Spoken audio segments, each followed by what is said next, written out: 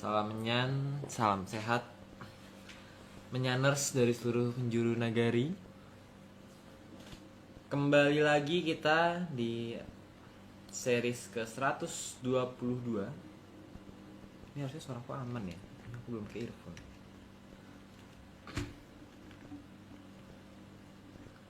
Oke, sudah hadir.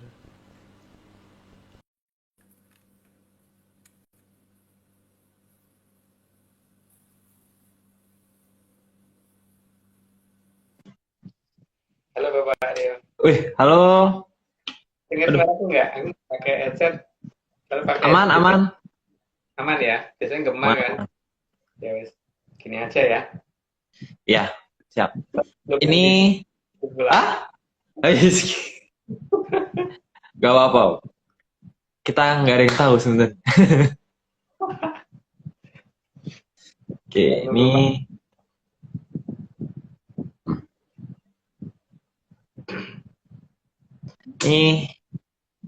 aduh. Tadi Om jadi dari tengah berantas Om. Iya, Oh, lupa itu. Tapi adanya cuma di sana nyari undertail-nya ya. Kameranya kebalik. Halo Pak Anom. Udah halo. masuk tuh. Ya, Kameranya kebalik kali ya? kameranya kebalik. Kameranya tidak menuju ke arah Pak Anom. Loh? Kok malah keluar? Coba di-invite lagi. Kameranya kayak menuju ke arah sebelah sana gitu ya. Iya, harus di itu sih ada Iya.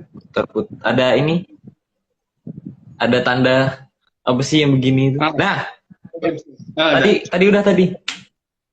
Tadi dah. Iya. Nah, mantap. Iya. Apa kabar Pak Anom? Ya. Sehat, Mas Agung sehat. Apa kabar Mas Agung? Ya, baik-baik, sehat juga, Pak. Senang bisa Iya, ketemu, Pak. sehat. Mas Agung, kabar? Kapan saya main lagi ke Bali. Cuman nanti Oh, nunggu Pak. dengan senang hati. Dulu karena lagi sibuk kerjaan. Mudah-mudahan segera Mas Agung bisa ke Bali lagi. Bisa lagi. Ya. Mas Aryo apa kabar? Sehat, sehat. Syukur, puji Eyang. Puji yang puji yang sama, kami semua sehat, Mas Aryo, Mas Agung. Oh iya. Harus, Pak. Nggak boleh nggak sehat, Pak. Harus. Keharusan, Pak. Oke. Ada salam dari Mbak Anom sama anaknya. Ya, Oke. ya. Ingin katanya lagi ketemu. Ya, nanti pasti saya usahakan dulu, Pak. Tak dulu karena ini lagi ampun deh yang namanya kerjaan. Ini aja baru sampai rumah beberapa menit yang lalu. Belum sempat mandi saya, makanya belum mandi kayak gini. Sibuk. Lagi sibuk. Iya. Makasih lo sudah diajak ikut jadi narator. Kan semua temen tuh kita jadi narator, Pak. Cuman ada yang malu, ada yang mau, ada yang nggak mau gitu kan. Jadinya kita pengen Oh gitu. kan gitu. Saya senang hati Iya. dapat kehormatan ikut live. Kehormatan apa sih? Kehormatan. Iya. Dapat kehormatan ikut live. Jadi narator. Ya, yang penting udah siap minum ya kan ya Pak ya. Hari ini Sudah Mas Agung. Sudah. mantap. Hari ini lumayan juga. Iya. Oh, iya. Tapi kayaknya bagus nih ini. Topiknya bagus ya. Oke. Kalau Makasih gitu, loh. kita langsung mulai aja kali ya. Ya deh, mulai aja. Siap. Oke, siap Pak. Oke, siap. Oke. Siap Mas Adi. Ya, Oke. Di seri 122 Mustika Sasmitaning Hyang part 8.6 Nyuda Memalaning Rat. slide nomor 1. Sang Hyang Batara Kala dalam Babad Menyan tercipta karena kesalahan Sang Hyang Batara Guru dan Sang Hyang Batari Uma saat sedang menaiki Sang Lembu Andini dan sedang ngangklang jagat melihat Arcapada. Di sini ada yang ngomong bahwa ngelanglang sama ngangklang. Bedanya apa sih? Kalau ngelanglang itu berarti terbang di ketinggian yang sangat tinggi. Tapi kalau ngangklang itu terbang di ketinggian yang masih bisa dilihat dari bawah, gitu ya. Bedanya itu ya. Sedangkan waktu itu kan Bathara Guru ngangklang jagat itu artinya kan masih bisa dilihat dari bawah. Jadi waktu itu pas melihat muterin bumi gitu. Itu dalam cerita yang kita terima loh. Jadi boleh berbeda. Monggo Mbak dilanjut. Slide nomor 2. Akibat kejadian tersebut, Sang Hyang Batara Guru dihukum oleh Sang Hyang Wening. Sehingga setelah kejadian tersebut, Sang Hyang Batara Guru harus menjalani hukuman dengan turun ke bumi sampai hukumannya selesai. Kalau dalam bahasa di ARC gitu, mungkin mulai ke berapa gitu nanti kita akan mengganti Sang Hyang Bathara Guru menjadi Sang Hyang Bathara Teacher gitu, karena usulannya Aryo dan dia punya nurse gitu kan, mungkin nantinya pakai gitu. Oke, lanjut aja Pak. Slide 03. Begitu juga dengan Sang Hyang Batari Uma harus menjalani hukuman dari Sang Hyang Wening dengan turun ke Arcapada. Kedua-duanya dihukum sehingga waktu itu dipisah tempatnya untuk Batari Uma akan kelihatan banget sih dari nama-nama wilayahnya, dan nanti kelihatan dari ini apa namanya beberapa pola ya, pola dandanannya dan sebagainya itu kelihatan. Oke, lanjut aja Pak. Slide 04. Sang Hyang Batari Uma disabda oleh Sang Hyang Wening dan berubah menjadi Sang Hyang Batari Durga yang berwujud seperti praseksi. Praseksi itu artinya buto, tapi buto perempuan. Jadi drubekso perempuan. Dan kalau di Jawa itu kan buto kadang-kadang disebut drubekso, kadang-kadang disebut kolo dan sebagainya. Tapi di sini kita ngomong ini ya, praseksi atau raksasa perempuan gitu. Jadi tadinya berubah perempuan yang cantik banget terus berubah menjadi ya begitu. Jadi kayak di gambar itu jelek banget gitu. Lanjut Pak. Slide 05. Karena malu wujudnya sebagai Sang Hyang Batari Durga, maka terkadang mengubah wujud menjadi Gedeng Pramoni. Gedeng Pramoni. Jadi kesalahannya Batari Uma yang paling utama itu pada saat sudah berubah wujud jadi Batari Durga, beliau sempat menuju ke Kayangan dari Suraloyo ke atas, jadi sudah masuk ke zaman kelanggengan, maka walaupun sudah wujudnya kembali ke Batari Uma, tapi Gedeng Pramoni dan Batari Durganya tetap masih ada gitu, karena menggunakan wujud itu kok sampai ke alam kelanggengan itu salah dia sendiri sih. Lanjut Pak. Slide 06.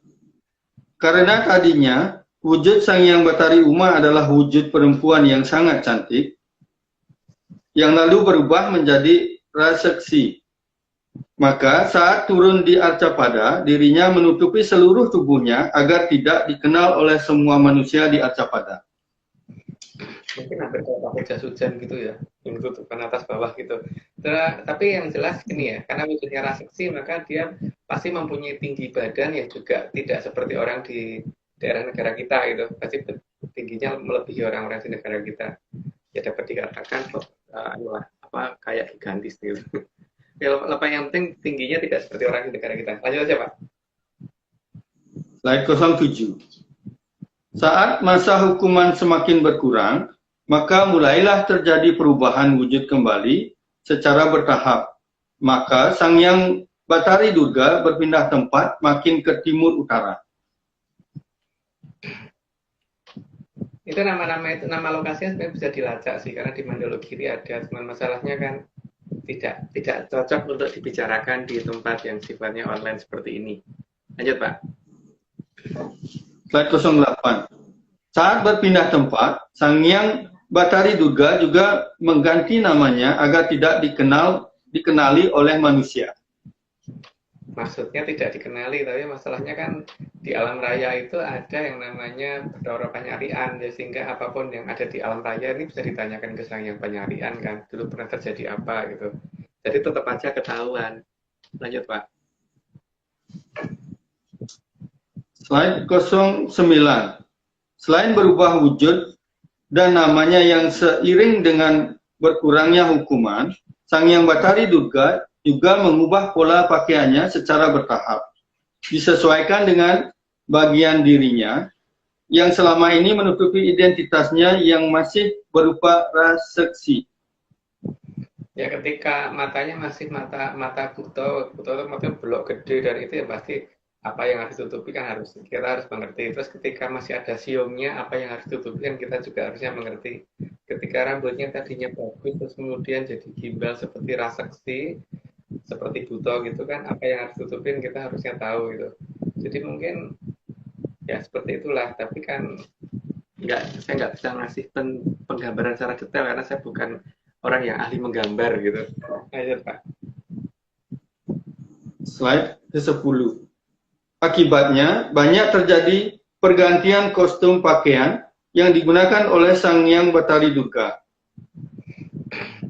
Karena perubahan itu terjadi berdasarkan pola hukumannya tinggal apa gitu. Ketika matanya sudah berubah tapi masih berwarna merah, terus nanti berubah lagi matanya menjadi warna apa itu bisa dilihat urutannya sampai kembali menjadi hitam tuh dari negara mana sampai negara mana gitu.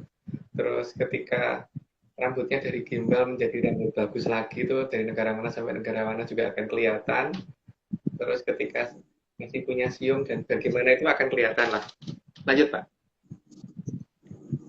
Slide ke-11. Begitu juga perubahan matanya. Saat matanya masih belok seperti mata raseksi, maka Sang Hyang Bathari Durga juga menutupi matanya agar tidak terlihat. Belok itu maksudnya gede banget gitu, gede banget. Jadi ya seperti matanya buto. Kalau buto kan beda dengan manusia kan matanya kecil ya. Tapi ya itu variasinya juga banyak untuk manusia. Tapi kan nggak kemudian gede kayak senter gitu, kayak apa namanya, kayak tutup botol ya. Bola kasti ya. Bola kasti ya, bener, kasih dua gitu. Itu namanya buto gitu, seperti itu. Jika masih bentuk matanya kayak bola kasti, ya pasti beliau akan malu kalau bola kastinya kelihatan. Lanjut Pak. Slide ke-12. Saat matanya sudah berubah wujud, tidak seperti mata raseksi, sudah berbentuk mata seorang dewi, tapi masih berwarna merah total, maka Sang Hyang Bathari Durga masih menutupi seluruh wajahnya. Karena nanti takut dikirain ini orang belean itu. Apa tuh namanya? Yang matanya merah itu karena iritasi. Kan dia juga malu. Gitu. Oke, lanjut Pak. Slide ke-13. Setelah matanya berubah lagi dan warna merahnya tinggal bagian tengah, maka Sang Hyang Bathari Durga sudah membuka sebagian wajahnya. Ya paling tidak kalau matanya sudah kembali, inilah walaupun masih merah ya, tapi ya yang jelas itu sudah wujud. Tinggal bagaimana kembalinya ke arah hitam kan, maka nanti ada perubahan pola warna mata itu bisa dicocokin dengan serat Mandala Giri, urutan perubahan mata itu, warna mata itu. Tapi ketika dia masih punya siung, ya pasti siungnya akan ditutupin dulu. Lanjut Pak. Slide ke-14. Sehingga pola perubahan warna mata dari merah sampai kembali ke hitam bisa digunakan untuk melacak pergerakan dari wujud Sang Hyang Bathari Durga kembali ke wujud Sang Hyang Bathari Uma. Makanya ada beberapa perubahan pola warna mata di berbagai negara itu kan bisa kelihatan, dari mana ke mana itu kelihatan kok. Dan lebih tepatnya lagi nama-nama wilayah itu biasanya menggunakan nama-nama Sanskerta sih, walaupun itu bukan di daerah yang mengenal bahasa Sanskerta gitu. Lanjut Pak. Slide ke-15. agar tidak begitu dikenali, maka Sang Hyang Batari Durga menggunakan berbagai cara agar matanya tidak terlihat belok sekali, seperti raseksi. Ya, di masa itu kan, maka kemudian mulai ada cara beliau mencari cara supaya matanya kelihatan lebih kecil gitu. Tapi tetap aja ketika masih melotot seperti mata buto ya tetap akan kelihatan raseksi juga. Tapi bagaimana mengurangi itu kan mulai diterapkan mulai sejak zaman itu. Gitu. Lanjut Pak. Slide ke-16. Pun saat matanya sudah berubah, tapi giginya masih seperti gigi buto. Maka Sang Hyang Batari Durga juga menutupi bagian giginya, seperti terjadi perubahan menjadi gigi seorang dewi. Ya, sampai berubah, sampai taringnya dan siungnya itu, kalau taringnya mengecil dan siungnya hilang. Ini kan siungnya nggak ada, harusnya ada siungnya ya. Biasanya siungnya menghilang dulu, baru taringnya mengecil pelan-pelan. Itu kalau berdasarkan Bapak Kenyan. Lanjut Pak. Slide ke-17. Begitu juga ketika rambutnya masih rambut raseksi, maka Sang Hyang Batari Durga juga menutupi agar tidak dikenali oleh manusia. Ya makanya kan rambutnya itu mungkin kalau kelihatan orang juga akan gilo ya. Jadi apa namanya tuh gilo bahasa Indonesia apa ya Aryo ya? Ya merasa aneh aja, maka ya beliau tutupin supaya tidak dikenali. Dan pola itu beliau terapkan sampai dengan hukumannya selesai. Lanjut Pak. Slide 17 ya, Mas? Apa 18? 18 Pak. 18, slide 18. Urutan perubahan warna rambut juga bisa digunakan untuk melacak di mana Sang Hyang Batari Durga turun dan di mana wujudnya kembali menjadi Sang Hyang Batari Uma. Jadi kan dimulai dari rambut gimbal yang di dalam seperti yang ada di cerita wayang itu sampai kembali lurus. Jadi mulai itu sampai berubah dan sebagainya. Warnanya juga dari warna putih dan sebagainya itu sampai kembali ke warna biasa. Tapi melewati warna merah dan warna macam-macam gitu. Lanjut Pak. Slide ke-19. Dalam masa menjalani hukumannya, agar tidak dikenali oleh manusia, Sang Hyang Batari Durga juga mengubah bentuk pola rambutnya. Ya, supaya nggak dikenali, terutama ketika masih seperti rambutnya raseksi gitu. Dengan cara apapun dia usahakan supaya bisa terurai, tidak seperti itu gitu, tidak seperti dilem gitu. Lanjut Pak. Slide ke-20. Bermacam-macam cara digunakan oleh Sang Hyang Batari Durga agar rambutnya berubah tidak seperti rambut raseksi lagi. Dia dicoba dengan berbagai cara oleh beliau. Jadi menggunakan ramuan apapun beliau coba, dan memang akibatnya memang warna rambut juga jadi berubah, dan kemudian yang tadinya kaku jadi lebih lemes, terus kemudian makin lama makin lurus. Lanjut Pak. Slide 21. Semua cara digunakan oleh Sang Hyang Batari Durga agar bisa berubah ke model rambutnya yang saat menjadi seorang dewi. Yang jelas kalau seorang Batari atau seorang dewi itu pasti rambutnya tidak akan berantakan ya. Jadi itu yang beliau mau gitu. Lanjut Pak. Slide 22. Juga berupaya mengubah warna rambutnya agar tidak begitu dikenali oleh manusia. Itu yang dilakukan beliau di zaman dulu. Zaman dulu loh ya, saya tidak ngomong zaman sekarang. Lanjut Pak. Slide 23. Sementara itu, Sang Hyang Batara Guru diturunkan di tempat lain agar sadar bisa menahan nafsunya. Maka Sang Hyang Wening menghukum dengan mengubah wujud hidungnya menjadi memanjang agar sadar apa yang membuatnya dihukum. Makanya ada daerah yang kemudian sependek-pendeknya hidupnya tetap aja panjang gitu. Lanjut Pak. Slide 24. Seiring dengan berjalannya waktu, maka ukuran hidungnya juga berubah memendek. Memendek dan ya sampai pada ukuran tertentu lah.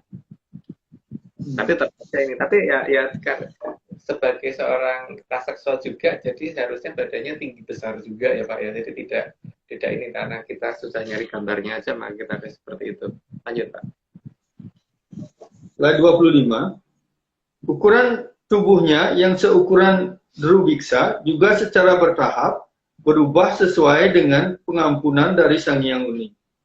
Sampai pada ukuran normalnya manusia atau normalnya dewa ya. Yang dewa itu bukan raksasa, itu bukan terlalu besar, malah makin ke atas makin kecil bentuknya. Lanjut Pak. Slide 26. Maka sangat bisa diperkirakan di mana Sang Hyang Batara Guru pernah turun menjalani hukuman dari Sang Hyang Wuni. Bisa dilacak sih di mana Sang Hyang Bathara Teacher itu turun dan kemudian berubah lagi dari mulai berubah berwujud raseksa sampai kemudian kembali ke wujud kadiwatannya dia itu seperti apa dan dari mana urutannya ketahuan kok itu kalau diurut. Lanjut Pak. Slide 27. Karena ukuran tinggi badan raseksa dan manusia itu memang jauh berbeda. Ya, raksasa kan gede, makanya makannya juga banyak. Kalau manusia kan secukupnya. Gede bener memang mereka, dan memang kebanyakan mereka makannya makan daging kan. Nah sekarang ada daerah seperti apa yang kira-kira orangnya besar dan senangnya makan daging gitu. Lanjut Pak. Slide 28. Karena dulu Sang Hyang Batara Guru dan Sang Hyang Batari Uma dihukum karena hal yang tidak baik. Masih ada lanjutannya Pak. Ada lanjutannya. Maka hal yang tidak baik tersebut akan menjadi hal wajar di daerah tempat awalnya Sang Hyang Batara Guru dihukum oleh Sang Hyang Wuni. Maka dulu kan karena mengeluarkan si masalah itu kan, sehingga itu kan di tempat itulah masalah turun, maka di tempat itu juga kelakuan itu akan ditiru oleh orang yang ada di bawahnya gitu kan. Nah, masalahnya itu ada di negara mana? Saya tidak tahu. Lanjut Pak. Slide 29. Berbeda dengan tempat Sang Hyang Batari Durga turun. Untuk pertama kalinya, saya ulang ya. Berbeda dengan tempat Sang Hyang Batari Durga turun untuk pertama kalinya. Di sana banyak hal yang dilarang-larang, terutama untuk gender tertentu. Ya, sampai kasihan itu gender tertentu tuh hanya bisa tunduk dan nggak boleh berbuat macam-macam gitu. Ya, untungnya negara kita seperti itu, Pak. Lanjut, Pak. Slide 30. Di sana juga sangat terlihat pola kebanggaan yang menjadi aneh karena tidak nyaman. Justru wajib dinyatakan sebagai nyaman. Ya, tapi kan berbeda-beda ya. Orang itu mungkin menganggap tidak nyaman, tapi bagi dia nyaman ya sudahlah gitu. Tapi mungkin mayoritas orang kalau ditanya kalau seperti itu tuh nyaman nggak sih? Nah, itu mungkin baru akan kelihatan jawaban yang sebenarnya gitu. Nah, tapi yang dimaksud nyaman dan tidak nyaman seperti apa itu kan bukan saya yang tahu. Gitu. Aryo, ini kayaknya waktunya disclaimer deh. Oke Om, ini baru selesai render yang kemarin. Kalau bisa jangan terakhir ojolah gitu loh, lucu itu. Ini beda tipis Om dengan ekspektasi ya sebenarnya. Ini kedengeran suaranya ya? Semua cuma dongeng. Ini semua Ya. cuma dongeng. Aman ya? Aman. Kalau tidak percaya, tidak apa. Tapi kalau nggak percaya, ya. Ulangi lagi Aryo, ulangi. Bentar Om. Kelamaan nih. Ini kameranya kayak HP. Kelamaan ternyata. Jedanya kelamaan. Seru Mas. Diulang lagi Om. Ya, ulangi lagi. Oke siap. Ini semua cuma dongeng. Kalau tidak percaya, tidak apa-apa. Tapi kalau tidak percaya, ya. Ulangi, tadi ke wajahnya Aryo yang di depan. Ini semua cuma dongeng. Kalau tidak percaya, tidak apa-apa. Tapi kalau mau percaya, ya.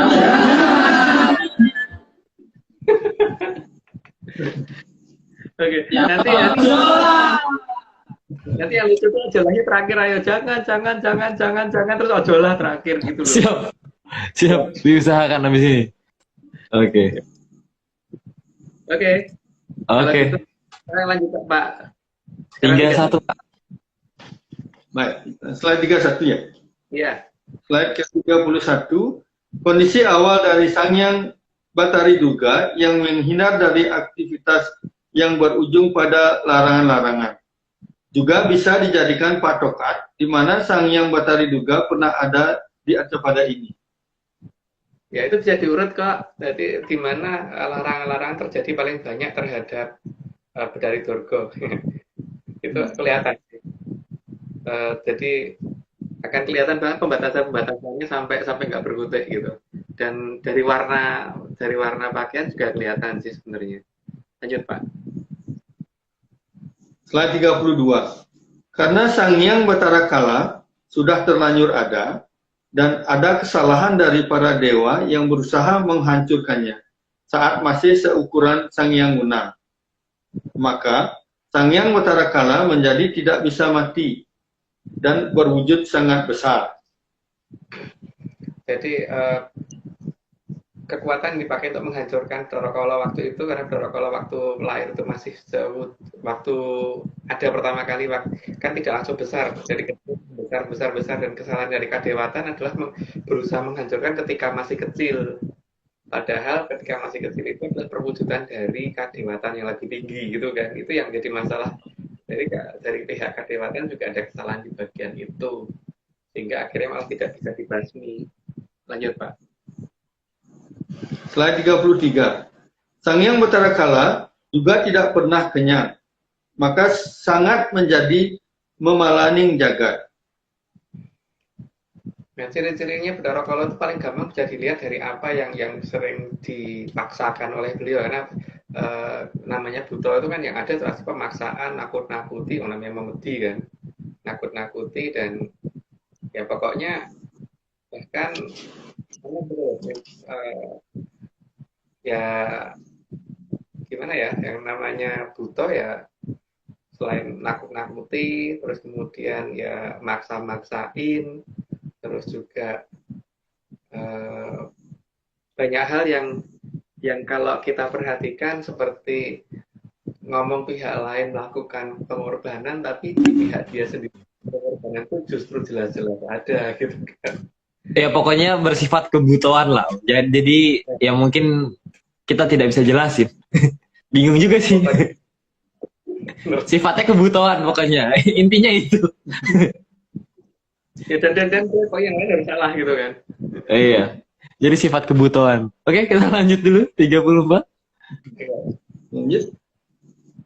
Slide 34. Maka dengan terpaksa, Sangyang Batara Guru menciptakan makhluk yang dinamakan Sukerta. Jadi Sukerta itu tadinya bukan manusia, tapi mirip manusia, tapi untuk diumpankan untuk makanannya Betara Kala. Nah, cuman masalahnya kalau manusia mau jadi Sukerta kan dia sayang ya. Tapi enggak sih seharusnya gitu. Lanjut Pak. Slide 35. Jenis dan wujud Sukerta sangat bervariasi supaya Sangyang Batara Kala tidak bosan dan agar tidak memangsa manusia. Tapi ya namanya Betara Kala tetap aja tetap berusaha mencari bagaimana bisa memangsa manusia. Makanya dikatakan memalaning jagat karena itu. Lanjut Pak. Slide 36. Maka posisi awal di mana keberadaan Sukerta bisa dilacak dari bagaimana wujud mereka saat sedang mengadakan upacara yang mereka anggap suci. Ya pokoknya pada saat mereka mengadakan upacara itu kelihatan seperti apa sih gitu. Cara dandannya seperti apa sih gitu. Jadi saya tidak bisa mendefinisikan seperti apa, yang jelas dari taraf dandannya aja udah aneh itu aja. Lanjut Pak. Slide 37. Kebanggaan menjadi Sukerta juga sangat aneh, karena malah bangga bisa menjadi mangsa dari Sang Hyang Batara Kala. Anehnya, bahkan selalu menganjurkan yang lain agar rela dimangsa oleh Sang Hyang Batara Kala. Makanya intinya adalah pengorbanan. Padahal sebenarnya kan alam raya ini intinya bukan di pengorbanan, tapi bagaimana Hanumayu hayuning bawana bukan pengorbanan. Gitu kan Pak. Jadi pengorbanan dijadikan sesuatu hal yang tinggi gitu. Padahal pengorbanan seharusnya bukan dijadikan patokan, karena yang di atas itu para sang hyang itu memang tidak butuh pengorbanan dari manusia, karena memang beliau sudah punya segala-galanya. Lanjut Pak. Slide ke-38. Maka di mana keberadaan Sukerta di saat awal penciptaannya bisa dilacak dari saat mengadakan upacara yang paling dianggap suci. Karena bangga jika membela sesuatu yang tidak bisa mereka lihat, padahal juga akan dimangsa makhluk tersebut. Tapi anehnya malah bangga. Kelihatan sih bahwa melihat aja nggak bisa, tapi malah bangga gitu. Yang aneh itu sih. Harusnya kan bangga itu kalau bisa ngelihat dulu ya, ini lihat aja enggak, dan akan jadi apa nggak tahu gitu kan masalahnya. Dan itu di dasar ada di kata-kata pengorbanan itu yang jadi masalah. Tapi nggak tahu deh itu ada di mana, saya nggak ngerti. Lanjut Pak. Slide 39. Sukerta memiliki pola logika yang aneh. Maka mereka selalu berpikir bahwa pengorbanan terhadap Sang Hyang Batara Kala adalah yang utama. Mereka tidak mau menggunakan logika kalau berurusan dengan Sang Hyang Batara Kala. Pokoknya wajib percaya saja. Padahal yang seperti saya katakan berkali-kali ya, bahwa untuk kehidupan yang jangka pendek aja, orang itu harus menggunakan logika supaya bisa bertahan hidup kan. Dan masa iya untuk sesuatu hal yang sifatnya keabadian kita nggak boleh menggunakan logika? Terus buat apa logika diberikan oleh Yang Maha Kuasa jika hanya untuk di kehidupan yang saat ini aja gitu loh. Kan seharusnya untuk keabadian juga kita harus melihat dong, ini sebenarnya yang kita tuh berjalan ke arah yang tepat atau justru berjalan ke arah jebakan gitu kan Pak. Lanjut Pak. Slide ke-40. Bahkan di beberapa tempat mereka justru selalu berusaha mempengaruhi pihak lain agar ikut menjadi Sukerta atau mensukertakan manusia. Ya itu berusaha seperti itu memang, karena supaya makin banyak yang bisa dimangsa oleh Bathara Kala kan. Tapi ya itu yang anehnya kan di situ. Tapi kan di sini tidak ada yang dilarang. Jadi artinya kalau memang pengen jadi Sukerta ya monggo gitu. Silakan aja. Tidak ada yang melarang. Lanjut Pak. Slide 41. Bahkan pola pengorbanan sebagai wujud taat kepada Sang Hyang Batara Kala bisa dilakukan terhadap siapapun, termasuk kepada keluarganya sendiri. Jadi ada ajaran yang kemudian pengorbanan itu dikatakan penting gitu, dengan alasan akan seperti apapun. Tapi kalau namanya menyangkut masalah pengorbanan manusia itu seharusnya tidak boleh ya. Tapi nggak tahu deh, kok tiba-tiba dikatakan jadi benar aja gitu. Lanjut Pak. Slide 42. Ajaran Sukerta bisa diperhatikan dari pola ketaatan yang aneh, tanpa boleh berpikir ataupun merasakan secara naluri bahwa yang dilakukan itu benar atau tidak. Itu nggak perlu dikomentari deh. Lanjut aja Pak. Ya. Slide 43. Bahkan di beberapa tempat Sukerta sangat terlihat dengan tidak segannya melakukan kanibalisme. Itu yang Sukerta akut sampai ada kanibalisme terjadi, itu bisa terjadi aja di beberapa tempat di belahan bumi, tapi di sana untungnya.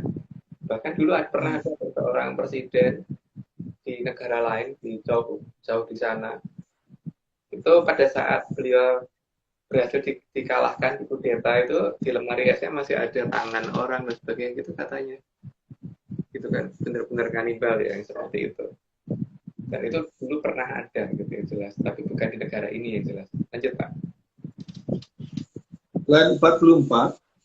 Namun anehnya, banyak Sukerta yang hanya menurut saja, meskipun akan dijadikan korban, baik untuk Sang Hyang Betara Kala ataupun dikanibal oleh bangsanya sendiri. Ya itu emang aneh sih, cuman masalahnya bagi mereka itu benar.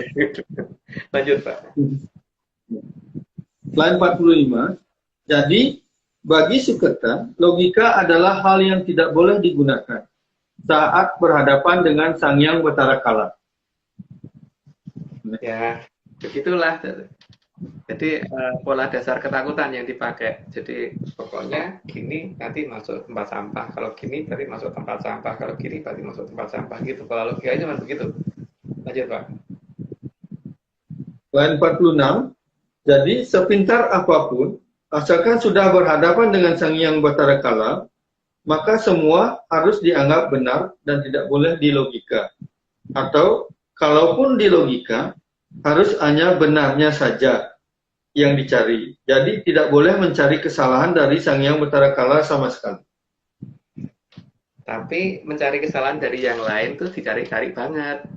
Tapi kesalahan di depan mata tidak dicari dan tidak boleh dicari gitu Pak. Lanjut Pak. Selain 47, jadi pola berpikirnya juga sangat jauh berbeda dengan manusia. Karena hidup bukan untuk Hamemayu Hayuning Bawana, tapi hidup adalah pengorbanan bagi Sang Hyang Betara Kala. Itu bedanya di Babat Menyan dan di Babat Bathara Kala ya. Jadi kalau Babat Bathara Kala kan semuanya harus berkorban ya. Kalau Babat Menyan kan enggak. Dewa tidak perlu butuh pengorbanan apapun gitu kan. Lanjut Pak. Selain 48, kalaupun ada yang mengingatkannya, maka sudah jelas jawabannya adalah bodoh amat. Namun, sayangnya pola sukertanisasi ini dengan tanpa disadari sudah mulai menular terhadap manusia.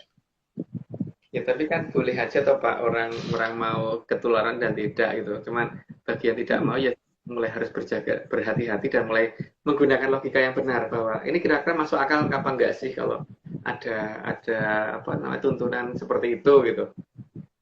Isinya nakut-nakutin apa enggak, cuman pemaksaan gini boleh gitu enggak boleh, gini boleh gitu enggak boleh gitu. Itu terus apa enggak sih? Atau gini masuk tempat sampah. Kalau gini masuk tempat sampah itu berarti ya itu ya layak dipikirkan bahwa itu layak didengarkan apa tidak gitu. Lanjut Pak. Selain ke-50, sifat dasar Sukerta adalah selalu berusaha menambah keberadaan Sukerta. Maka sering terjadinya pemaksaan. Jadi kan seharusnya manusia itu diciptakan dengan pola kebebasan, asal masih ini ya apa namanya kebebasan tidak berarti bebas untuk ganggu yang lain, tapi yang penting ada unsur kebebasannya, jadi bukan dipaksa. Nah ketika pemaksaan itu sudah jelas ada, itu layak dipertanyakan ini sebenarnya apaan sih kok isinya pemaksaan dan ancaman gitu. Karena maksa itu pasti nggak boleh memaksa. Kalau orang pengen jalan kaki dipaksa mau naik bis, kalau nggak mau ya sudah gitu kan, jalan kaki aja gitu. Tapi kalau orang pengen naik bis nggak mau jalan kaki ya sudah, kita juga jangan paksa dia jalan kaki, orang dia pengennya naik bis gitu.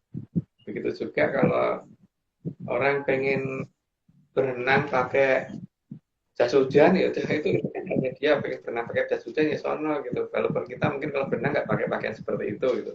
Jadi semua itu ketika ada pola paksaan seperti ya itu paksaan yang aneh seperti itu harusnya lagi dipertanyakan. Jadi apa toh ya kok yang ini gitu. Apa sih kenapa harus begini gitu. Lanjut Pak. Selain 51, dan Sukerta atau yang mau disukertakan harus menurut dan tidak boleh membantah. Karena membantah itu ada hukumannya. Bahkan katanya tentang mengapa harus begitu juga tidak boleh. Jadi ketika kita betul-betul menggunakan logika, kalau kita pikir itu keliru tapi kita harus menyatakan bahwa itu benar, ya harusnya kita mulai berpikir bahwa itu apa toh ya, dari mana toh ya saya ada kayak gitu itu gitu. Lanjut Pak. Slide 52. Bahkan sering tidak menyadari bahwa hidup itu adalah anugerah, tapi bagi para sukerta hidup itu anugerah. Maka menghabisi dirinya sendiri justru dianggap terpuji. Itu nanti beda ya antara anugerah dan anugerah gitu. Oke lanjut Pak. Slide ke-53. Bahkan ajaran untuk mati yang juga bisa menyebabkan kematian lainnya yang lebih banyak justru dianggap sebagai suatu ketaatan terhadap makhluk yang bahkan mereka lihat saja tidak bisa. Seperti dulu waktu Perang Dunia Kedua itu kan ada pilot-pilot pesawat yang dipaksa untuk menabrakkan dirinya, itu seperti itu kan Pak. Nah, kalau ada pola seperti itu dan kita harus menulis seperti itu, harusnya kita mulai berpikir bahwa itu benar apa enggak gitu kan. Ya patokannya di Perang Dunia Kedua deh, jangan yang lain yang dijadikan patokan. Lanjut Pak. Slide 54. Selain ketaatan pada yang tidak bisa mereka lihat, para sukerta juga sangat taat kepada pemimpinnya. Pimpinan yang justru tidak peduli terhadap sukerta bawahannya, mau hidup ataukah mati. Ya makanya itu, kalau perintahnya seperti waktu Perang Dunia Kedua itu, maksud iya kita dijadikan peluru gitu atau dijadikan torpedo, jadi kita disuruh masuk ke torpedo untuk mengarahkan ke kapal atau dijadikan bom yang di pesawat terbang untuk nabrak ke kapal induk atau apa gitu. Tugas kita memayu ning bawono lah film kitanya sendiri malah habis, terus gimana caranya memayu gitu kan. Lanjut Pak. Slide 55. Jadi, di mana sukerta berkembang biak bisa diamati dari ajaran dan kebiasaan aneh yang sering mereka lakukan. Ya itu bisa kelihatan kok dari apa mereka dan di mana mereka itu akan kelihatan dari seperti itunya itu yang tidak menghargai kehidupan itu Pak. Lanjut Pak. Slide 56. Untuk melacak di mana saja sukerta berada sangatlah mudah karena bisa dilihat dari alam dan aturan-aturan yang ada di sekeliling mereka. Kaku yang jelas dan kebanyakan nggak boleh ini, nggak boleh itu, nggak boleh gitu, dan nggak boleh bertanya, itu yang paling aneh. Jadi kalau katanya masuk akal tapi kalau dipertanyakan akhirnya kalau nggak bisa dijawab, pasti jawaban terakhirnya adalah bahwa itu nggak boleh dipertanyakan. Tapi katanya boleh dipertanyakan, tapi akhirnya kalau kepentok itu nggak boleh dipertanyakan gitu. Lanjut Pak. Slide 57. Biasanya di daerah yang dikuasai sukerta, seni menjadi masalah karena sukerta memang tidak suka seni. Ya itu memang ya beda ya, mereka itu makhluk yang lain sih. Ya semoga aja itu adanya di luar angkasa sana gitu. Lanjut Pak. Slide 58. Karena mereka tidak boleh menggambarkan wujud dari Sang Hyang Batara Kala supaya mereka mau dimangsa. Karena kalau mereka bisa menggambarkan kan mereka jadi sadar sendiri bahwa oh ini loh ternyata wujudnya gitu kan Pak. Jadi mereka akan kabur. Lanjut Pak. Slide 59. Para sukerta juga tidak boleh mempunyai kemampuan untuk melihat buto agar mereka hormat saat mau dimangsa. Ya karena kalau mereka bisa melihat kan mereka akan ngeri, sehingga mereka tidak akan mau ditaklukkan oleh bangsa seperti itu. Gitu. Satu lagi Aryo. Apa Aryo? Oh enggak, aku pengen nanya. Oh berarti nggak cuma Betara Kolonya berarti Om, berarti kayak Putut Jantoko, terus kalau Gatiko juga dia juga nggak boleh digambarkan berarti ya?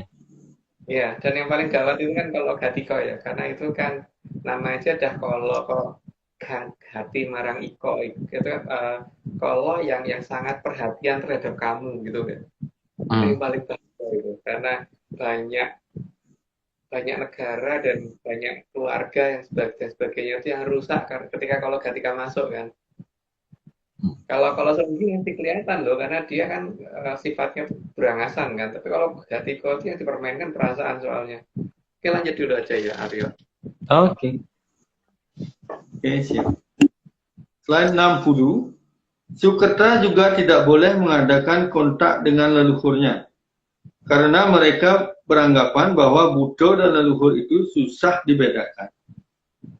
Padahal kelihatan loh dari bentuknya, dari tingginya, dari wajahnya, dari matanya, dari giginya, dari baunya, dari apa yang diminta itu kelihatan mana Buddha, mana leluhur itu akan kelihatan seperti itu. Tapi mereka ngomong itu nggak bisa dibedakan. Ya wes, karena kan itu hak mereka untuk mengatakan seperti itu. Aryo udah 60, kayaknya perlu disclaimer lagi deh Aryo.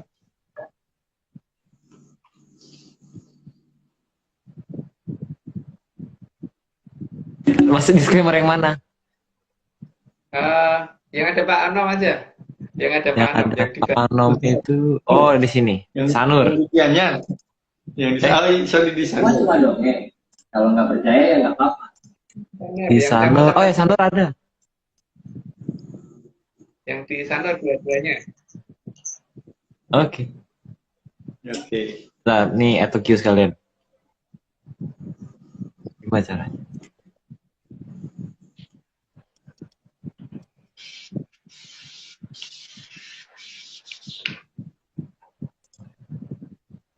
Sama yang di Gianyar ya? Enggak, di Sanur juga, tapi yang dipimpin adik itu Ini loh. semua cuma dongeng. Kalau nggak percaya ya nggak apa-apa. Tapi kalau mau percaya, ya jangan. Ini semua cuma dongeng. Kok ini lagi? Ini semua cuma dongeng. Kalau nggak percaya ya nggak apa-apa. Tapi kalau mau percaya, ya jangan. No? Yang di Sanur, tapi yang perempuan, yang di Sanur juga, yang ada Bu Anom.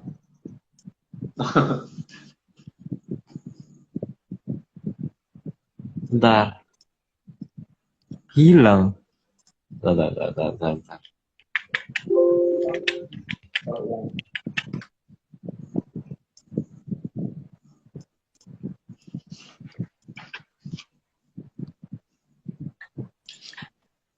Hilang, bener. Mobilnya hilang. YouTube kan ada. Ya makanya ini. Video. Hilang. Kaget. Hilang nih. Ini ada yang mengganggu nih. Ini semua Yang Mbak Ade yang ini yang. Iya, yang ini baju ada. merah. Tadi tuh ada kok, tiba-tiba hilang ya. Oke. Oh, Ini hanya dongeng. Kalau tidak percaya, tidak apa. Kalau percaya, ya jangan. Oke. seru waktu itu.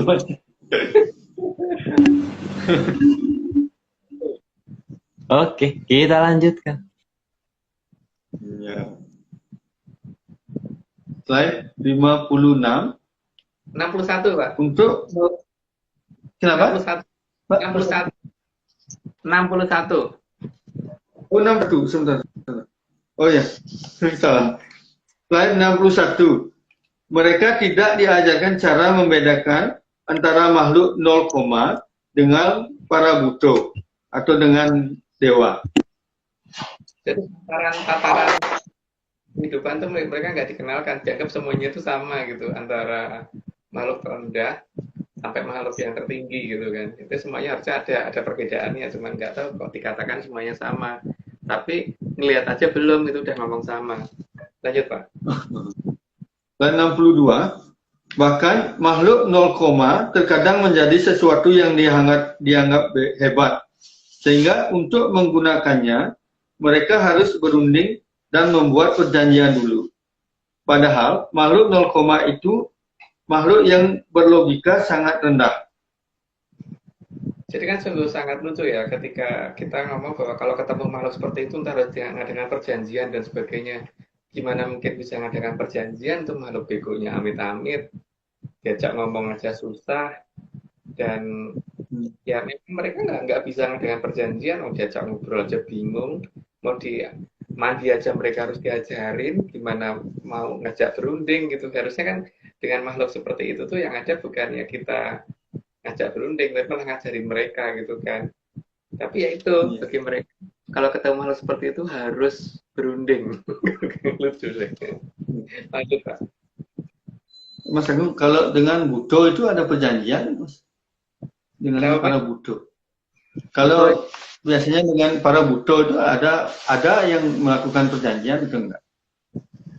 Nah, tergantung kitanya mau apa tidak. Tapi kalau kita melihat dari cerita pewayangan, di cerita mana ada Werkudara mau mengadakan perjanjian atau Arjuna atau Butadewa atau yang lain-lain itu mengadakan perjanjian dengan Buta, nggak ada toh Pak?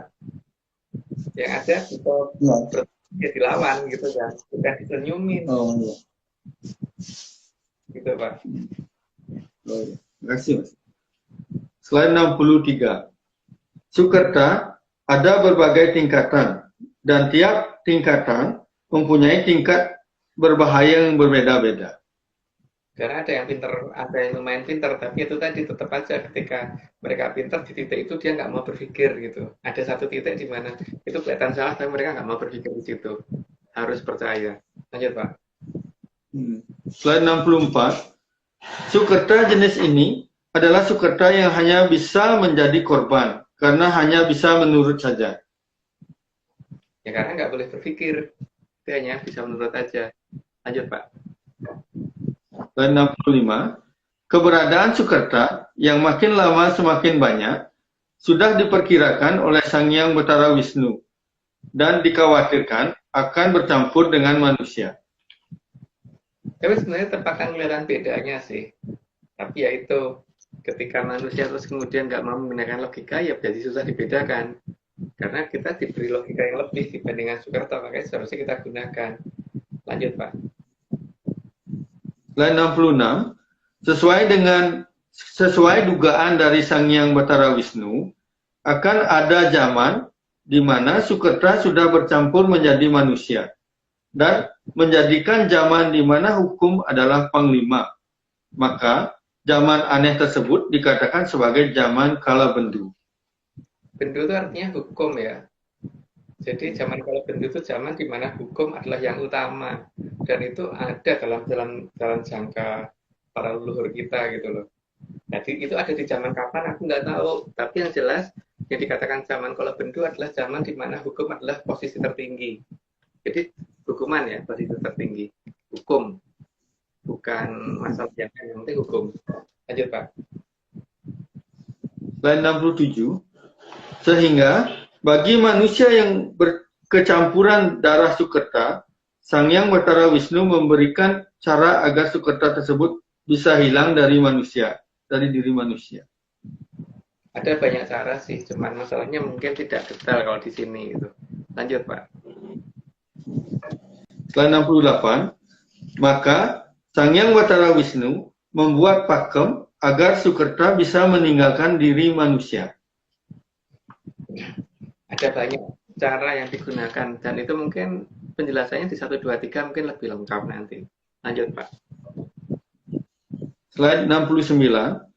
Sang Hyang Betara Wisnu sangat sadar akan sifat-sifat Sukerta.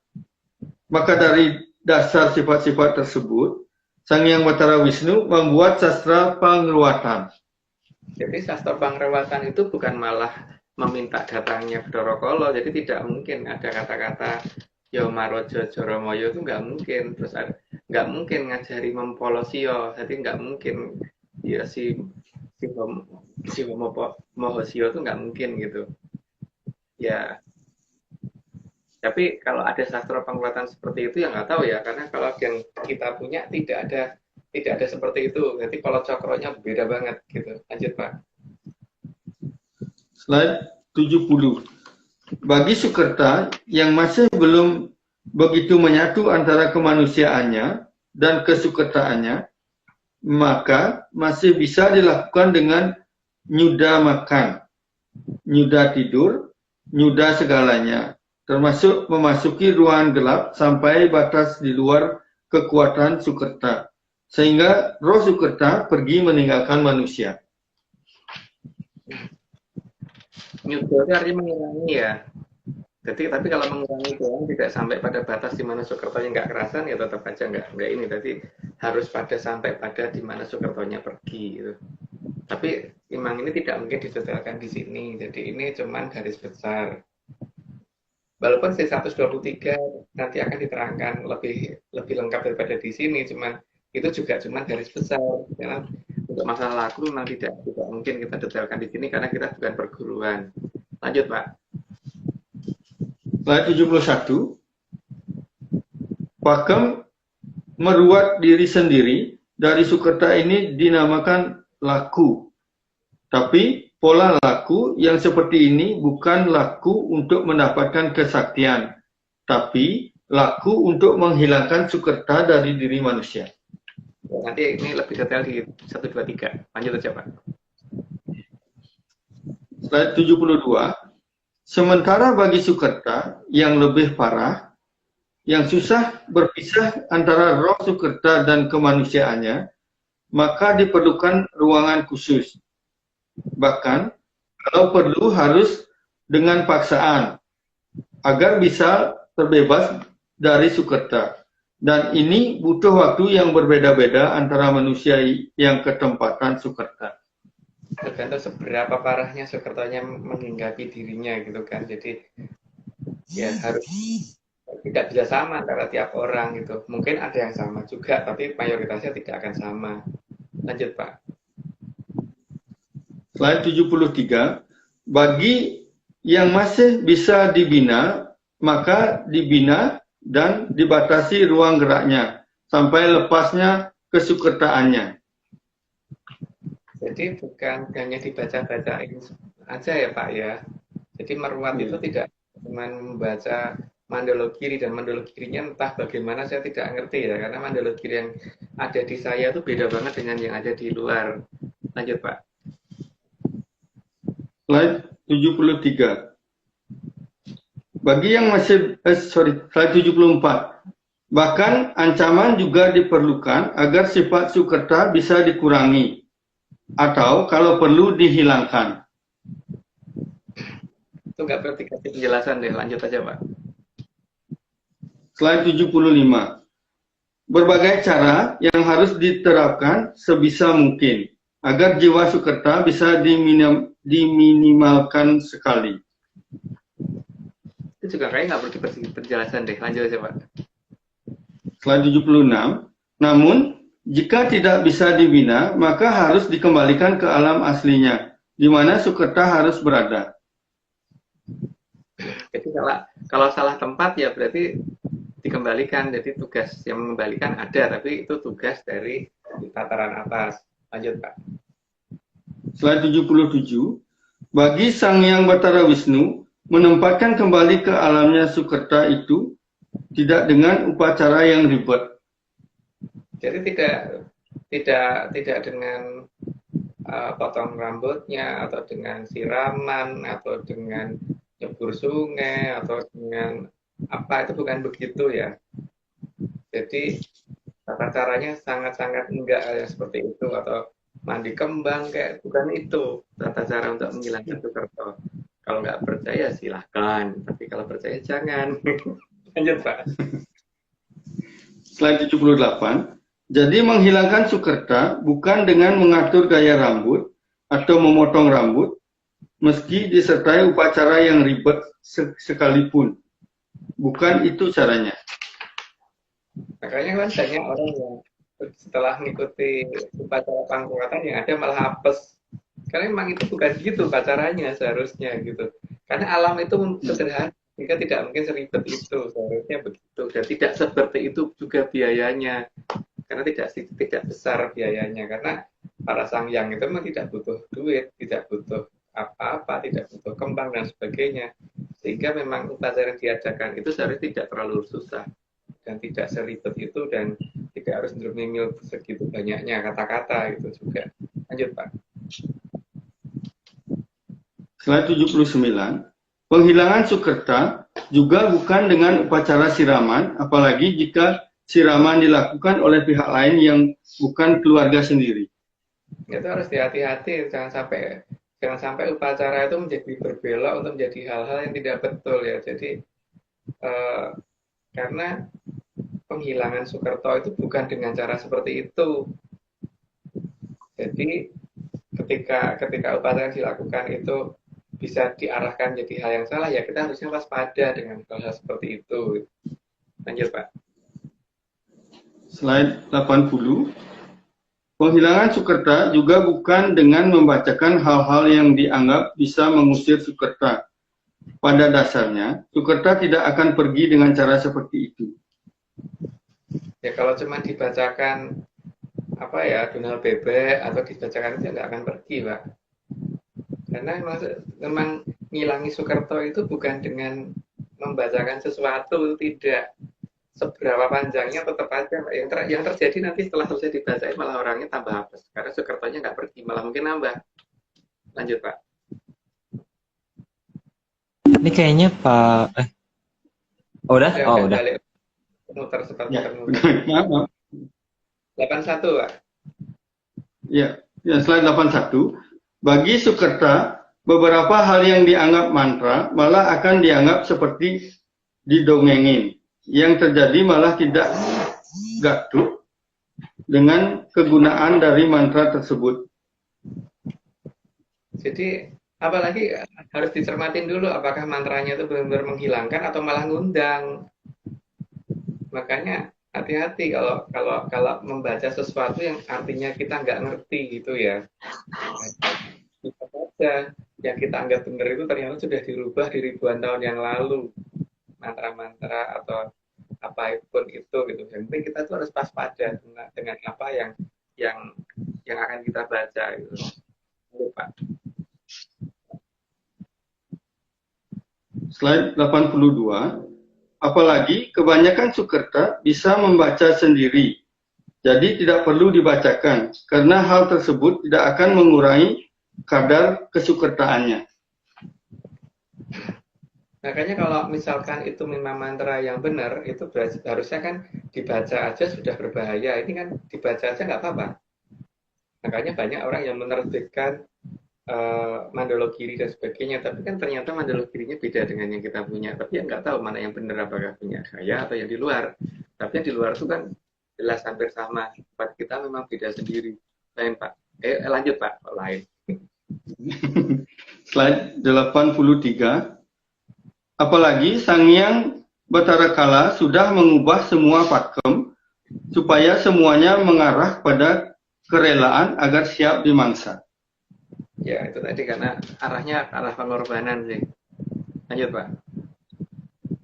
Slide 84.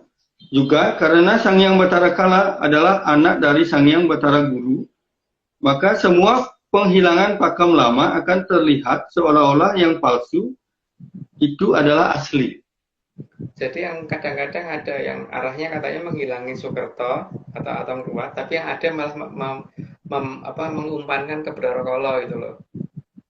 Itu tadi kalau ada kata-kata Yomarojo apa tadi? Joromoyo. Oke, lanjut Pak. Slide 85. Maka pengubahan arah juga dilakukan agar posisi Sang Hyang Bathara Kala diucapkan pada bagian paling awal dari Kala Cakra. Makanya Kala Cakra itu harus dicari sebenarnya yang pakem itu seperti apa sih gitu loh. Karena kok ya kalau cakra yang sekarang kok aneh bunyinya gitu loh kalau menurut saya loh. Lanjut Pak. Slide 86. Dalam Kala Cakra jelas artinya bahwa di sana ada nama Jaramaya. Dan dalam pewayangan Jawa sangat jelas bahwa Prabu Jaramaya adalah titisan dari Sang Hyang Bathara Kala. Itu jelas di pewayangan Jawa biar dicari deh siapa Prabu Joromoyo gitu. Jadi kalau kita malah meminta beliau menjadi maharaja ya berarti kita sama aja mengumpankan diri kita ke Prabu Joromoyo kan. Lanjut Pak. Slide 87. Jadi, mengirimkan Prabu Jaramaya agar menjadi Maharaja itu bisa dinalar bahwa itu keinginan yang cukup aneh. Lanjutannya masih ada Pak. Oh, sorry. Karena sangat jelas siapa Prabu Jaramaya, maka mantra Ya Maharaja Jaramaya itu merupakan mantra yang sangat aneh. Bisa ditebak kok sebenarnya itu sudah berbahaya nggak sih kalau kita nyebut seperti itu gitu. Karena Marojo kan artinya yang menjadi Maharaja, Joromoyo itu nama Prabu Joromoyo gitu kan. Lah, apakah kita mau? Tapi kalau mau ya nggak apa-apa gitu. Lanjut Pak. Slide 88. Maka leluhur sangat menginginkan sebelum membaca mantra agar mengerti dulu mantra yang akan diucapkan. Jadi bukan melulu karena ada dalam serat kuno, maka harus dipercaya. Biasanya yang paling kelihatan tuh kalau ada beberapa pernyataan ya, seperti ada kata rah. Rah itu dalam bahasa Sanskerta kan artinya darah. Nah, jadi kalau ada mantra yang menggunakan kata-kata seperti itu ya layak dipertanyakan gitu ya.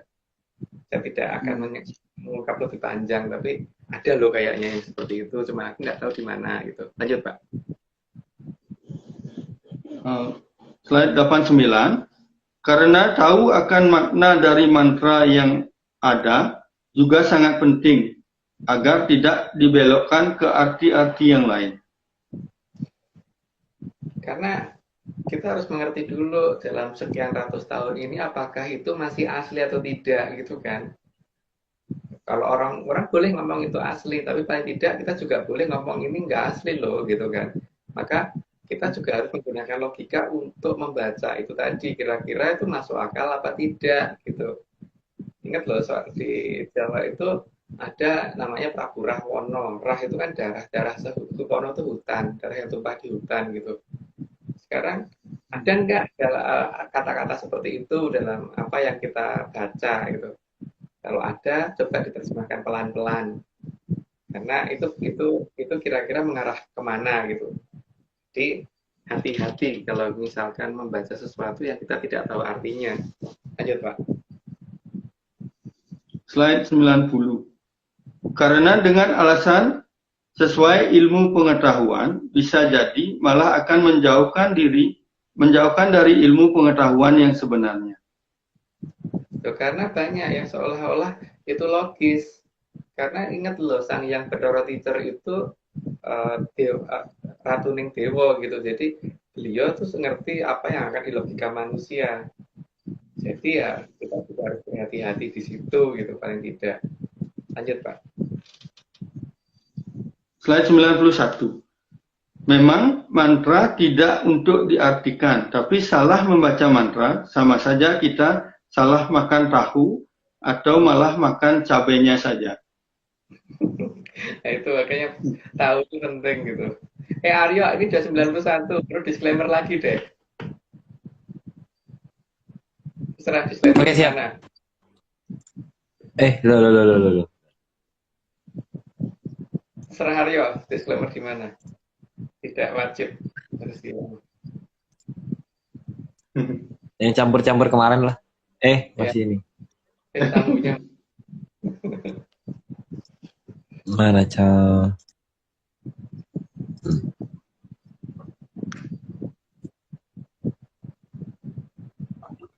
Ini semua cuma dongeng. Kalau nggak percaya ya nggak apa-apa.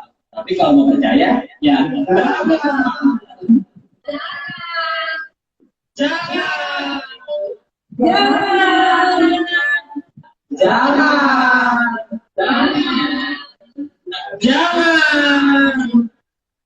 Terus belakangnya dikasih ini ya. Ini semua cuma dongeng.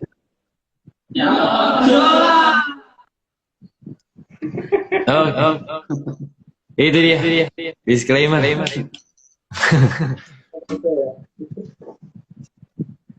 Sayur lo. Enggak. Nih.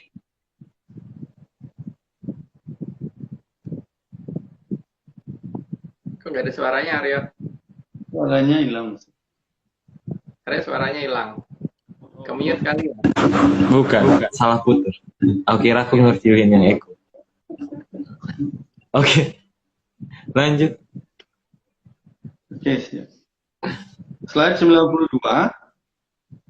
Karena tahu, meski dibentuk seperti apapun, diberi bumbu apapun, tetap akan tahu. Maka pembelokan yang dilakukan oleh Sang Hyang Batara Kala tetap akan terkuak. Bahwa arah pengetahuannya adalah agar siap dan rela dimangsa oleh Sang Hyang Batara Kala. Emang kelihatan dari pola sebenarnya, tapi kan ketika pola itu ketahuan, kita mau nggak menggunakan logika kita setelah itu gitu kan, atau hanya menerima aja, itu masalah berikutnya. Tapi yang jelas pola itu akan membuat ketahuan siapa sih sebenarnya dia gitu. Lanjut Pak. Ini menyandar ada yang nambahin nih. Yang penting tahu, kalau nggak tahu ya jangan. Aku lihat di YouTube kalau di mana ya, ada yang kalau mau percaya ya monggo, tapi kalau tidak percaya ya jangan, gitu, kebalik ya. Disclaimer-nya dibalik, jangan dibalik. Jadi disclaimer kita adalah kalau mau percaya ya jangan, tapi kalau tidak percaya tidak apa-apa, tapi kalau mau percaya jangan dibalik ya. Oke, Jangan dibalik. Jangan tahu, jangan. Yang penting tahu. Oke. 94. Oke, slide 93. 93 ya. 93.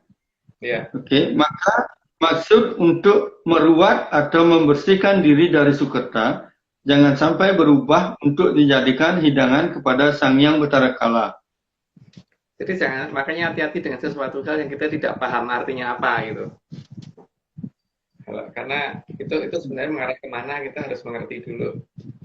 Walaupun mantra itu tidak diartikan, tapi kalau arahnya ke hal yang membahayakan ya jangan gitu kan. Lanjut Pak. Slide 94. Tapi tidak ada larangan jika memang menginginkan agar dirinya menjadi mangsa Sang Hyang Batara Kala. Loh, kalau memang mau dimangsa tidak ada yang melarang, kita monggo gitu. Karena itu hak asasi gitu, tapi jangan memaksa yang lain untuk mengikuti seperti itu. Lanjut Pak. Slide 95. Maka dalam tradisi lama selalu ditekankan agar jangan merasa tahu tapi tidak bisa menahui. Dalam bahasa Jawa itu ajar mangsa bisa nih orang bisa rumangsani. Jadi jangan merasa tahu tapi sebenarnya nggak tahu gitu kan. Sebenarnya nggak jelas. Karena hati-hati loh. Kalau dulu mungkin orang asal bicara nggak apa-apa, tapi kan menjelang kala subuh itu nggak boleh begitu ya, karena Cakradaswara itu benar-benar akan berbahaya kepada yang hanya bisa bicara gitu.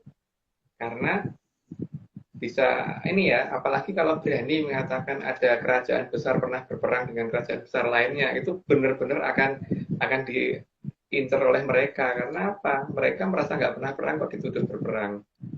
Lanjut Pak. Slide 96. Karena kalau merasa tahu tapi tidak tahu sebenarnya apa yang diketahui, maka akan berakhir menjadi hidangannya Sang Hyang Batara Kala. Ya karena sebenarnya tidak tahu, tapi merasa tahu itu yang bahaya kan, karena akhirnya kan dia tidak bisa diberitahu lagi gitu. Karena merasa sudah ngerti banget, padahal sebenarnya belas nggak tahu apa-apa sama sekali. Makanya ada rumangsa bisa yang ora iso ngrumangsani, itu yang paling penting itu kan. Lanjut. Slide 97.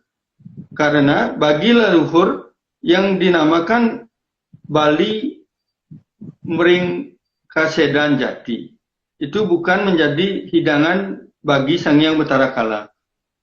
Karena kalau ngerti pangrasutannya sebetulnya kan berarti raga ini tidak ditinggal Pak, jadi nggak mungkin ditinggal ya itulah kalau bisa ini. Tapi yang bisa itu siapa yang nggak tahu ya saya gitu. Lanjut Pak. Slide 98. Bagi leluhur meracut atau melepaskan bagian yang tidak baik dari diri kita juga bukan berarti jadi hidangan bagi Sang Hyang Batara Kala. itu tadi ya, makanya kalau tidak tahu tuh hati-hati gitu. Daripada 12 anime gitu. Lanjut, Pak. Slide 99. Maka 7 langkah dalam melakukan kembali ke Sang Yang Pencipta bukan berarti harus mengalami berbagai macam hal yang berujung menjadi hidangannya Sang Yang Batara Kala. Karena yang paling penting itu bukan sesuatu. Kita harus mengerti bahwa yang di atas itu tidak butuh apa-apa, sehingga tidak butuh yang namanya pengorbanan. Itu yang paling penting. Lanjut, Pak. Slide ke-100. Maka peringatan dari Sang Yang Batara Wisnu agar datangnya banyak mantra yang dikira bisa menyelamatkan justru menjadi berbahaya. Dan itu seharusnya menjadikan manusia agar lebih teliti dalam membaca mantra. Ya tadi itu hati-hati. Tapi kalau mau menerima mantra seperti itu ya silahkan. Tapi kalau bagi saya itu hati-hati gitu. Karena ada banyak loh yang seperti itu. Dikira itu menyelamatkan tapi ternyata membahayakan gitu. Lanjut, Pak. Slide ke-101. Selain itu, Sang Yang Batara Wisnu juga mengharapkan agar mengerti dengan apa yang diucapkan. Maka cakra baswara yang akan digunakan oleh Sang Yang Batara Wisnu dalam mengubah zaman dari zaman kala bendu ke zaman kala subah. Ini seharusnya bukan akan ya, tapi sudah digunakan sih. Makanya ada loh orang yang seharusnya nggak punya duit 100 miliar, tapi terus dengan bangganya ngomong akan mengeluarkan 100 miliar. Lanjut, Pak. Slide ke-102. Karena sudah mendekati saatnya, maka di awal yang akan dilepas oleh Sang Yang Batara Wisnu adalah cakra baswara, agar membuat banyak orang jahat mengaku kalau dia jahat, meskipun bermaksud menutupi maksudnya. Yang maling dia ngaku maling gitu. Yang ya pokoknya merencanakan apapun akan gagal gitu. Dan yang sudah terlanjur di lock pasti akan di lock terus. Jadi dia bicara itu akan salah terus gitu, karena boleh dia yang punya mulut, tapi yang mengendalikan bukan dari sana mulutnya gitu. Lanjut, Pak. Slide ke-103. Maka kalau pusaka senjata cakra baswara sudah dilepas oleh Sang Yang Batara Wisnu sesuai dengan jangka, itu berarti sudah semakin dekat munculnya jamur dipa. Ini kelihatan sih sebenarnya kalau cakra baswara ini sudah mulai dilepas dengan adanya banyak orang, dan sasarannya pasti bukan masyarakat rendah, pasti masyarakat kelas atas. Ya tiba-tiba pokoknya ngomong salah aja gitu. Setiap kali ngomong salah aja. Dan sekali kena cakra baswara, walaupun dia sudah benar pun tetap akan dibikin salah kalau bicara. Lanjut, Pak. Slide 104. Namun sebelum jamur dipa muncul, akan ada banyak pejabat pemilik jamur dipa yang akan secara bangga menyatakan kebodohannya. Semakin mengaku kebodohannya, maka akan semakin dekat jangkanya jamur dipa muncul. Itu tadi, kalau ketika banyak maling tiba-tiba ngaku, banyak penipu tiba-tiba ngaku, tapi ngakunya nggak sadar gitu loh, nggak sadar kalau dia mengakuin itu, tapi jelas dia ngaku di depan publik gitu loh, dan itu ada data digitalnya pasti. Nah, itu berarti sudah makin dekat dengan jamur tipe. Lanjut, Pak. Slide ke-105. Maka pada saat itulah semua hal tentang kehebatan Sang Yang Batara Kala akan menjadi terbongkar, siapa yang sebenarnya Hyang dan siapa yang Drubiksa. Nanti akan kelihatan dari ininya, dan orang secara bertahap mulai akan berpikir sebenarnya aku tuh salah apa enggak sih percaya sama itu gitu. Tapi kan tidak ada yang memaksa untuk tidak percaya, tapi juga tidak tapi kalau di sini malah yang diminta untuk jangan percaya dengan kelompok kita gitu kan. Lanjut, Pak. Slide ke-106. Sang Saya Andadra memalaning rat kados sampun andamel Sang Yang Batara Wisnu kuninge menawi bawana sampun bakal risak.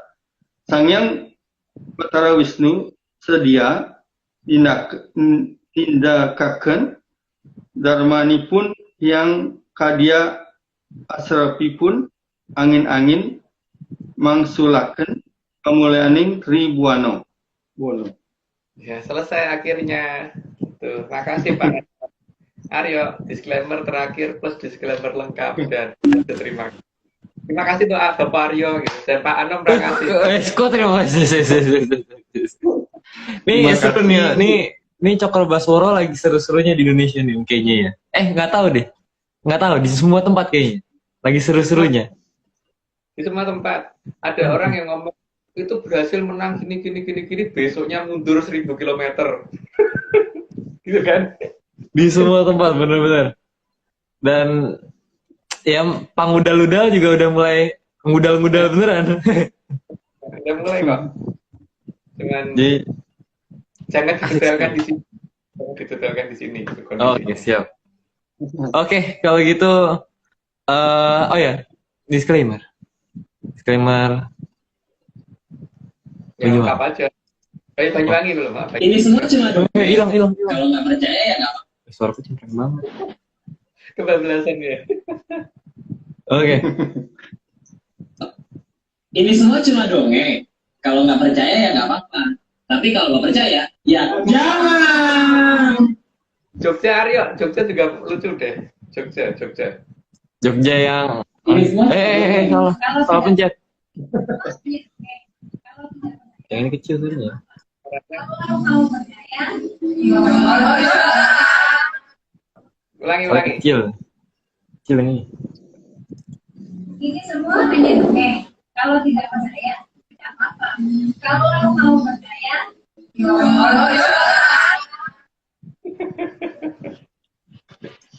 Oke. Disclaimer lengkap. Aryo. Oh ya. Bocoran ini dulu. Cari catatan. Oke. Jadi tuh.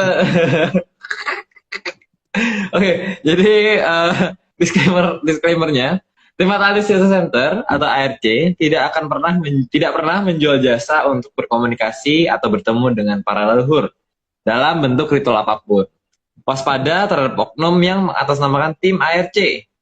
Ritual resmi hanya dilakukan oleh Mas Agung Bimo, Mbak Vicky, dan juga saya. Maka untuk informasi resmi silakan hubungi via DM IG @VickyAnandaReal. Itu beliau siap 25 jam sehari, 8 hari seminggu dan 59 minggu sehari. Setahun. Orang itu baru setahun. Iya, jadi gitu. Oke, kita minggu depan masih Mustika Sasmitoning Hyang kah, Om? Masih. Oke, siap. Kalau gitu, ada pesan-pesan terakhir? Enggak sih. Ya, kalau kemarin ada beberapa ucapan yang kemudian tiba-tiba terjadi di Inggris, ya mohon itu dianggap kebetulan. Oh ya, kebetulan. Itu nggak ada, ya nggak tahu. Gitu. Itu kebetulan. Jadi jangan dianggap kita bisa meramal gitu. Gitu aja. Jangan dipercaya lah. Omongan kita nggak ada yang bisa dipercaya, Om ya.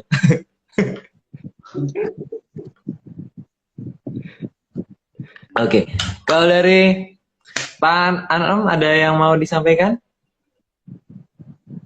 Ya, saya ucapkan terima kasih sama Mas Aryo, Mas Agung Bimo telah datang ke Bali waktu ini dan kita sama-sama di sini luangkan waktu lah. Tapi Kang Win gitu, penyambutannya sederhana gitu. Sederhana itu Sederhana. Itu memang banget, Pak. Mewah loh. Mana kita tadinya mau bingung cari oleh-oleh tiba-tiba jadi kebanyakan oleh-oleh. Mungkin nggak seberapa Mas Agung dibanding ilmunya Mas Agung ke kita jauh lebih berguna. Oke lah. Ya, Kalau ya kapan nanti kalau misalnya Mas Agung, Mas Aryo, siapa dari rekan-rekan tim RC ini berkeinginan, nanti mungkin saya kirimkan lagi gini, oleh-olehnya ke sana kalau boleh. Itu namanya ngerepotin, itu namanya kita malak, Pak.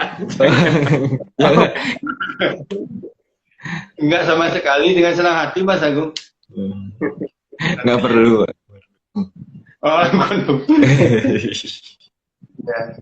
Ya udah kalau gitu kita tutup aja hari ini, kita sudahi pertemuan hari ini. Seru sekali. Saya jadi host agak merinding-rinding disco. Takut. Para dewasa. Iya, saya mau terima kasih dulu, terima kasih. Terima kasih sebesar-besarnya kepada kita Ngojati Jaya Ponorogo yang sudah mau menyediakan data dan juga menjadi pahlawan bagi kita semua. Kemudian juga terima kasih Bapak Agung Bimo Setiajo yang mau menjadi narasumber dan juga sudah mau menyiapkan slide. Kemudian juga Pak Anom, terima kasih sudah mau menyumbangkan suaranya hari ini. 106 slide, lumayan. Kemudian juga terima kasih juga Mas Togo. Iya, Mas Togo juga sudah mau merapikan slide. Terus kemudian juga Bang John, gambarnya hari ini luar biasa, kerennya. Kemudian juga tentunya Mbak Vicky, Om Iwan, Haskell, terus kemudian Mbak Ade, dan segelintir tim ARC lainnya. Dan terakhir untuk Chief Executive ARC, Bos Besar Pak Marius Gumono, yang sudah mau memprakarsai Atlantis Series hingga hari ini. Oke. Sekian kayaknya, Pak Anom, Mas Agung, kita sudahi episode 122. Sampai jumpa di pertemuan berikutnya di episode 123. Menjadi sangat menarik temanya kayaknya. Jadi sampai jumpa di Rabu. Ya, sampai jumpa di Rabu depan di episode 123. Sampai jumpa, salam sehat dan salam menyan. Salam tahu. Salam tahu. Salam menyan. Bye bye.